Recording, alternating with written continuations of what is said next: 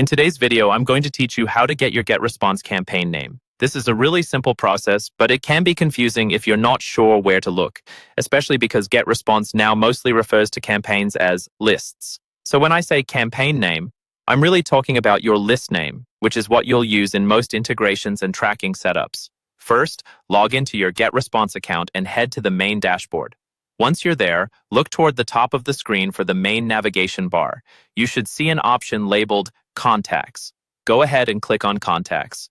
This is where Getresponse organizes all of your subscribers and lists, so it's the starting point for finding the internal campaign name. After you click Contacts, you'll be taken to the Contacts section, and from here, you'll see a view that includes your different lists. Depending on your account and how many lists you have, this might be a long table or just a few entries.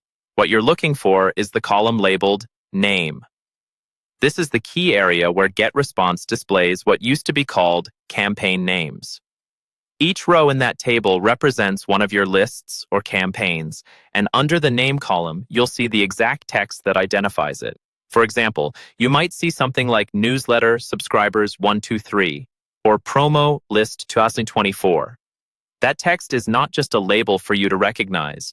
It's actually the internal name that many tools expect when you're connecting Getresponse to other platforms. To use this name in an integration, you can simply highlight it in the name column and copy it. Make sure you copy it exactly as it appears, including any underscores, numbers, or lowercase letters. Even small differences can cause an integration to fail or not find the right list. If you have several lists with similar names, it might help to rename them in Getresponse first, so they're easier to recognize before copying.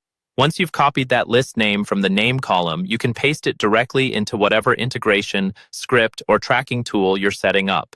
That's all there is to it. By going to Contacts, looking under the name column, and copying the exact text you see there, you've successfully found and captured your Getresponse campaign name.